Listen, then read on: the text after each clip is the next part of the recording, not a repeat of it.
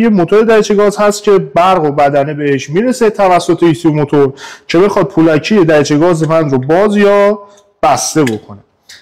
چرخ دنده رو من خارج میکنم. این چرخ دنده خودش دوباره خرابیه خاص خودش رو داره و یه سری خطاهای جالب ثبت میکنه. شما اگر دقت بکنید پیچ میخوره، پیچ تیسی میخوره، تیویس میخوره و شما میتونید این موتور رو هم تعویض بکنید. بچه‌ها توی دریچه گازهای پلاستیکی شما دیگه قابلیت تعویض موتور ندارید چون دریچه گازتون به صورت پلومه. بخوایم ببریم تعویض بکنیم اینها دیگه آب بندی نمیشه و درست کار ممکنه که نکنه. بعد یه ماه دو ماه آب بخوره. مزای چیزی بزنیم جواب نمیده. خوب نمیشه. میدونید آب ممکنه کارواش بره. چسب سیلیکونی چون برشی که بچه‌ها معمولا میدن خب برش صافی نیست و ممکنه که این نم بکشه و باعث این بشه که دوباره موتور خراب بشه.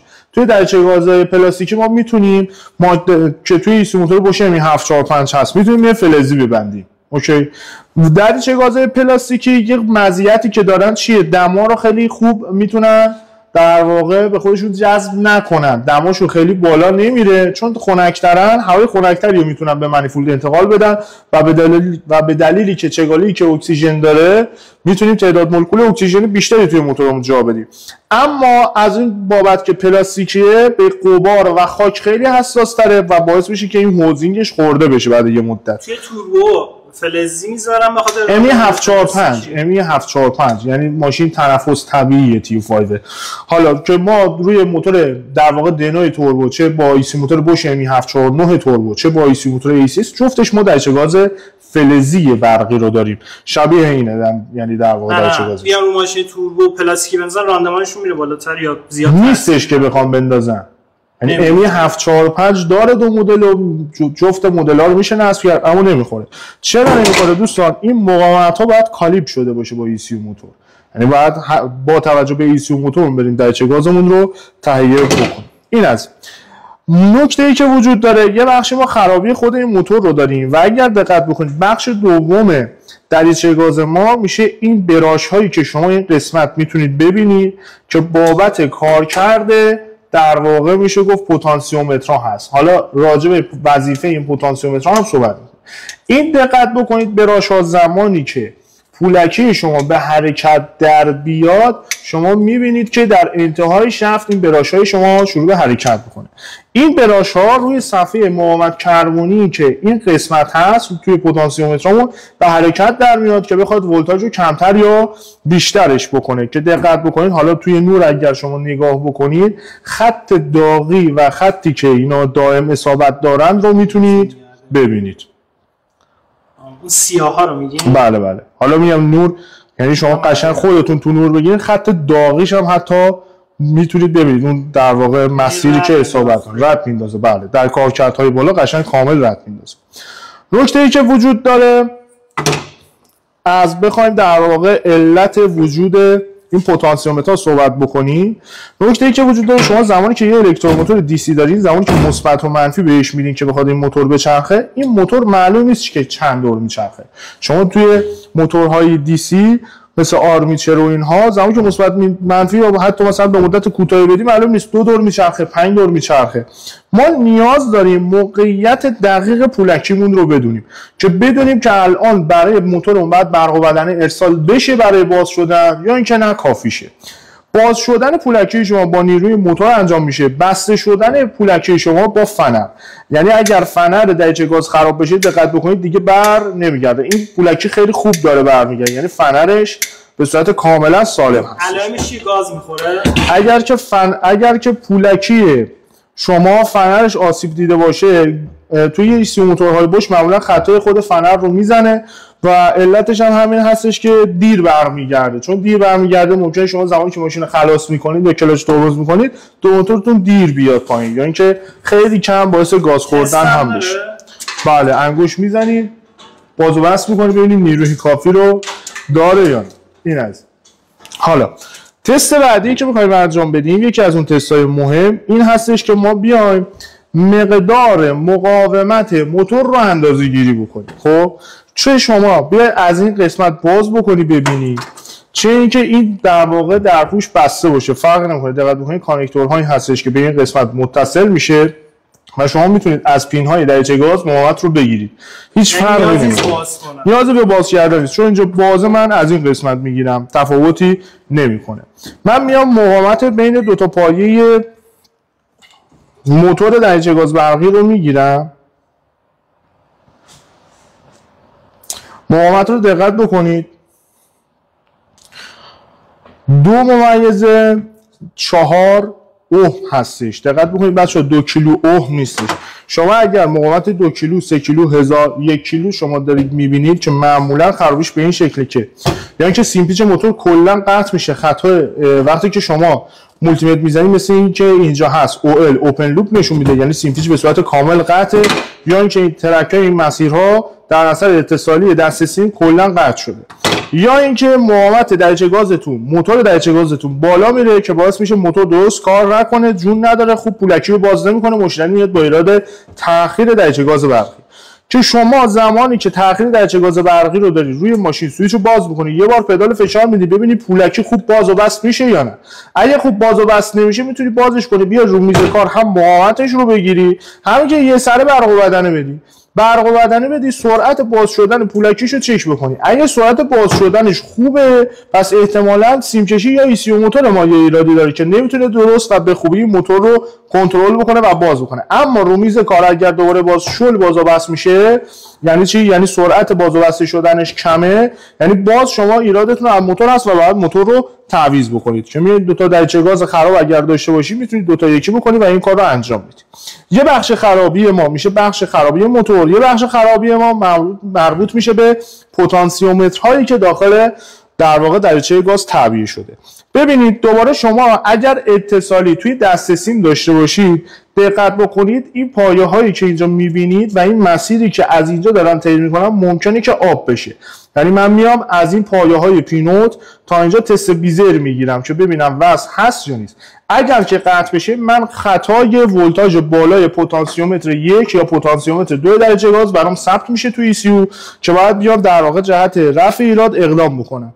این خطا میتونه هم از ایراد دست سیم باشه که ابتدا من بعد دست سیمم رو چک بکنم مطمئن بشم، بعدش میام سراغ دریچه گاز رو بررسی بکنم که میتونید دوباره سیم بکشید و مشکل رو برطرف بکنید. حالا نکته‌ای که وجود داره چیه؟ ما الان اینو جمع کنیم مبحثمون تمام بشه می‌خوایم بریم روی ماشین دستگاه دیاگ بزنیم، هم سیم کشی چک بکنیم هم پارامترش ببینیم. بچه‌ها اوکی. حالا زمانی که پارامتری که داره به ما میده پارامتر ولتاژ پتانسیومترهای ما همخونی نداشته باشه. یعنی چی؟ ببینید پارامترهایی که به شما میده زمانی که شما گاز میدید و این براش‌ها روی این صفحه مقاومتی شروع به حرکت میکنن ولتاژهای مقاومت شما رو باید تغییر بکنه. اگر زمانی که ما داریم پدال فشار میدیم و زمانی که داره پولکی باز میشه ولتاژها جفتشون باید تغییر بکنن و نحوه تغییرش رو جلوتر خدمتتون میگم. اگر یکی از پتانسیومترهای ما ولتاژش تغییر نکنه اونی که تغییر بکنه یعنی اون پتانسیومتر ما درست کار نمیکنه و دریچه گاز ما ایراده و خرابه. من باید بیام کجا رو چک بکنم؟ اگر دریچه گازم پلم نباشه مثل این قابلیت باز شدن رو داشته باشه که من بتونم تعمیرش بکنم، اولین نکته‌ای که میام نگاه میکنم این براش هاست. من اگر توی زاویه بگیرم که شما براش ها رو ببینید شما دقت بکنید این براش ها زمانی که این صفحه میاد روش در واقع به این شکل در واقع روی این براش ها قرار میگیرن و زمانی که شما گاز میدین چه اتفاقی میفته؟ این براش ها میخواد حرکت بکنه. حالا این براش ها اگر زیادی پایین باشن و این خاصیت فنری خودشون از دست بدن اتصال خوب برقرار نمیشه که دقیقا ما میایم با یه 2 سو یا 5 سریز از یه ذره دقیقا مثل اینجا فشار میدیم میاریمشون بالاتر که اون خاصیت فنریشون چی بشه؟ شارژ بشه. دقت بکنید من تو این زاویه بگیرم دوربین فوکوس بکشه شما در واقع تفاوت ارتفاع رو میتونید ببینید. اون دوتا بالاتر. بله یعنی اون دوتا رو ما شارژ کردیم و عملکرد قطعا بهتری رو خواهد داشت. من این دوتا دیگه هم شارژ میکنم. بچه‌ها دقت بکنید این براشو کاملا رشته است و اون حالت خودش رو نمیخوایم مثلا از دست بده و خیلی هم فشار نمیاریم. مثلا یه با یه قطعه ریز این کار رو انجام. این میشه شارژ کردن براشو که این داستان در اون به وجود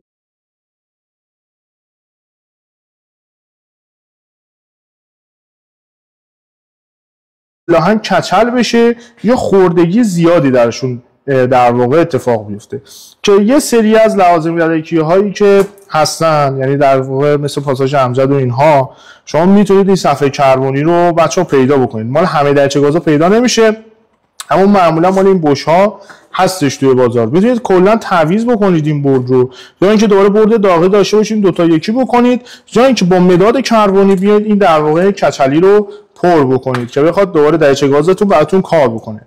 قیمت دریچه گاز داره رو تعمیر بکنیم چقدر باید اجرت بگیریم؟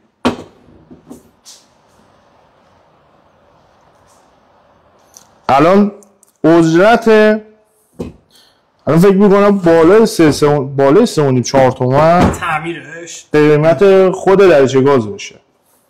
آقا تا بچه‌ها جواب بدن یه سوال چالشی بپرسم. مخلصیم ما نکنیم. من با توجه به این داستانایی که ممکنه برای این دریچه گاز پیش بیاد و مهمتر از همه یکی از دغدغه‌های بزرگ راننده‌ها تأخیری که توی این دریچه گاز وجود داره، خیلی‌ها میان به ما پیام میدن تو دایرکت آقا من چجوری میتونم ببرم کلا اینو بردارم سیمی بندازم یا هزینه‌اش چقدره؟ با این همه اوصاف و داستانا شما توصیه میکنین تعویض کنن یا نه مثلا با ریمت یا کار دیگه؟ ببینید نکته‌ای که وجود داره، شما خودرویی که دارید و داره استفاده میکنه از دریچه گاز برقی، حالا موتورش میخواد هر چیزی باشه، خب ما دو تا مقوله داریم. یک مقوله که بخوایم فابریک عمل بکنیم، یعنی تغییراتی که انجام میدیم تغییرات فابریک باشه و همون تغییراتی باشه که مثلا مال خود شرکته. مثلا ما یه خودرویی داشته باشیم، مثلا میگم و سالشو مثلا به عنوان مثال میگم، مثلا مدل 90 این خودرو همون موتور بوده، دریچه گاز سیمی بوده، حالا سال 91 مثلا اومده دریچه گاز برقی شده. شما میتونید برید تو اینجور ماشین ها با یه هزینه تقریبا میشه گفت یه خورده زیاد که یه دسته سیم تهیه بکنید، دیسی موتور تهیه بکنید، یه سری تغییرات بعد انجام بشه، دریچه گاز تهیه بکنید، کلا ماشین رو تبدیل به دریچه گاز سیمی بکنید. این کار انجام میتونه بشه. خب اما نکته‌ای که وجود داره، خیلی جاها نمیصرفه این هزینه. آخه ما چرا باید بیایم یه دسته سیم هزینه بکنیم هولوش 10 میلیون تومان، یه دونه دیسی موتور بخریم هولوش 5-6 میلیون تومان، دریچه گاز تهیه بکنیم، یه اجرت اینجا به ما بخوره، یه سری دسته سیم‌ها باید تبدیل بشه. خب هزینه مشتری میره بالا. شیرین فکر نمی‌کنم برای مشتری دیگه زیر 20 میلیون تومان آب بخوره. مثلا اگه اتومات باشه که بکنم، اگر اتومات باشه میگم بخواد فابریک مثلا کار بکنه خیلی کار تازه براش سخت میشه. یه سری از در واقع ماشینا رو نمیتونید به صورت فابریک این کار انجام بدید، بعد برید سراغ ایسی موتورهایی که استندالون هستن که دوباره هزینه خود اون ایسی و دسته سیمش فوق العاده بیشتر میشه و نمیشه. مثلا تأخیر چقدر جواب میدن؟ حالا نکتهش دقیقاً همینه. شما میتونید برید با ریمپ کردن تا حد بسیار زیادی مشکل رو برطرف بکنید. یعنی ما برای کسایی که استفاده شهری دارن ما همین رو در واقع توصیه میکنیم بهشون که بیان با ریمپ کردن این مشکل حل بکنن. یا یه سری ماشین مدل پایین که خود به خودی خودشون در واقع تأخیر ندارن، ماشین الان به تأخیر افتاده، ما میایم چیکار میکنیم؟ میایم ابیامی میکنیم 100% یه عیبی افتاده که اون پدال اون ماشین دیگه مثل سابقش نیست، ما میراده حل میکنیم براشون که دیگه ماشین برگرده به اون حالت فابریک خودش و حالت ایدئال خودش رو داشته باشه. صفر رو اکثرا این مشکل رو دارن، هم ماشین سایپا هم ایران خودرو. دلیلش چیه؟ چرا کار؟ به خاطر ببینید سختگیریایی که بابت استانداردهای آلایندگی داره میشه. چون ما یه مقدار تکنولوژی‌های موتوری که داریم قدیمیه و موتورهایی که داریم و تکنولوژی موتوری که داریم متأسفانه تو شرکت تو کشور محدوده. خب و از همین بابت برای اینکه بتونن استانداردهای آلایندگی رو پاس بکنن و چون اولویت اولشون پاس کردن آلایندگی هاست، دیگه به اون قسمت این که اولویت لذت رانندگی رو بخوان لحاظ بکنن نمی‌کنن و باعث این میشه که این مدل محدودیت‌ها روی ماشینامون اعمال میشه که شما میتونید بیاید با ریمپ کردن این محدودیت‌ها تا حد خیلی خیلی زیادی اصلاحش بکنید. بچه‌ها گفتن 4 تومن، 5 تومن، 1500، 700 تومن. بچه‌ها بگن دیگه اجرت رو دارن میرن یا 4 تومن چی؟ آره 4-5 تومن خود قیمت دریچه گاز. ببینید 4-5 تومن قیمت خود دریچه گازه. شما یه دریچه گاز رو باز بکنید، تعمیر بکنید، ببندید، دیگه اجرت شما زیر 1,200 نیست. خودمونی. اوکی؟ یعنی من دارم کفشو میگم، پایینشو میگم. اوکی؟ و این نکته بهتون بگم، دریچه گازی که شما باز میکنید، تعمیر میکنید و این نکاتی که توی تعمیر گفتم رو رعایت بکنید، حالا براتون دریچه گازه. یعنی اینجوری نیستش که میگه آقا ما این دریچه گازو مثلا اینا رو شارژ کردیم براش رو میره دوباره مشتری یه سال دیگه میاد. نه، حالا براش دوباره کار می‌کنی. شیرین دو سه سال بهش کار میده، تازه 2-3 سالی که میگم مشتری مثلا پرمصرف باشه، تاکسی باشه، تازه اونم من به نظر من بیشتر از 2-3 سال هم میتونه اوکی باشه. دقت که بکنید، من ادامه در واقع تعمیر رو بگم. یه ایراد باحالی که میتونه این دریچه گاز داشته باشه چیه؟ ببینید اینجا شما یه بخش چرخ دنده پلاستیکی رو دارید، یه بخش هم این چرخ دنده پلاستیکی که اینجا وجود داره. این چرخ دنده پلاستیکی از این قسمت کوچیک خودش با این چرخ دنده درگیر میشه و از این قسمت بزرگ چرخ دنده با موتور درگیر میشه. یعنی میخوایم جا بزنیم به این شکل. اوکی. دقت بکنید چرخ دنده بزرگتر افتادش روی قسمت موتور. حالا اتفاقی که میفته زمانی که موتور رو به حرکت در بیارین، چرخ دنده رو به حرکت در میاره که باعث بشه پولکی چی بشه؟ باز یا بسته بشه. این هست ایراداتی که بابت این چرخ دنده هست چیه؟ حالا یا این چرخ دنده پایینی بخواد یه دندونه 2 تا دندونش بشکنه، یا اینکه این چرخ دندونه دوباره فرق میکنه چه از این قسمت چه از این قسمت بشکنه. وقتی که میشکنه درش باز شروع میکنه به رد کردن، زور میزنه زمان باز شدن پولکی. یعنی مشتری میاد با ایراد این که چی؟ آقا من احساس میکنم ماشین میگیره دل میزنه. ایرادی شبیه به خرابی شمع‌های پرسیده بود موقع معکوس کشیدن دل میزنه. دقیقاً میتونه ایرادش این باشه. اما نکته بگم دل زدنش خاصه. یعنی چی؟ یعنی شما این دل زدن رو تو همه دنده ها داری، در حالت درجا هم ممکنه داشته باشی. میبینی که دور موتور پله‌ای میره بالا. خب یعنی اینجوری نیستش فقط تو دنده یک بزنی. قطعا کلا بچه‌ها دل زدن توی دنده های 1 2 3 بیشتر حس میشه، تو 4 و 5 کمتر، ولی همچنان این ایراد حس میشه که شما باید باز بکنید بیاد این رو ببینید که معمولا خطای دوباره فنر دریچه گاز یا چرخ دنده دریچه گاز هم براتون ثبت میشه. معمولا فنر دریچه گاز میزنه. چرا؟ چون خوب بر نمیگرده، خوب باز نمیشه. این خطا برای ماشین شما ثبت میشه و شما باید بیاید این قسمت رو حتما معاینه بکنید که ببینید سالم هستش یا نیست. مهندس یه بار دیگه بچه‌ها راجع به مقاومت پرسیدن، میتونید یه تست بگیرین احتمالاً جدید اومده باشه. ما یک بار دیگه براتون این تست رو انجام میدیم. من دستم خود این مقاومت برشه یه ذره ناراحت شد، من اینو صافش بکنم قشنگ. حالا با یه سوزن کار انجام میدم. مقاومت موتور رو بچه‌ها دوباره من میگیرم شما ببینید به این شکل.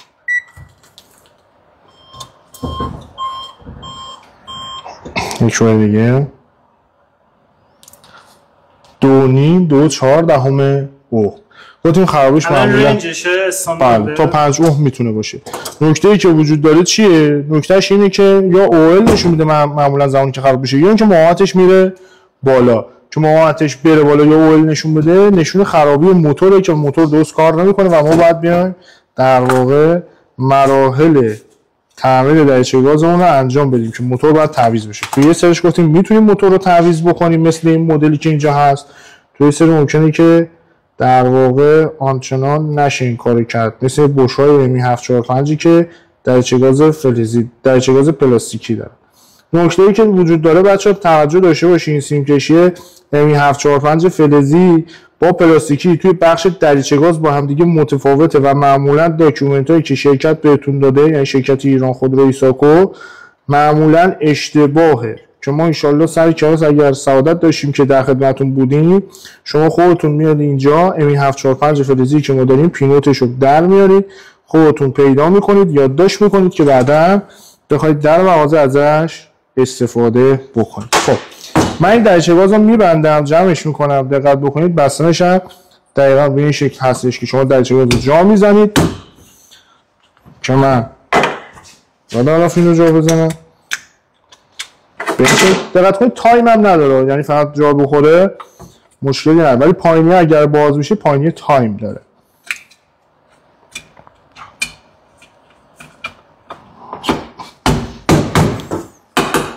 به این شکل من شروع کنم خارایی که باز کردم و جا میندازم.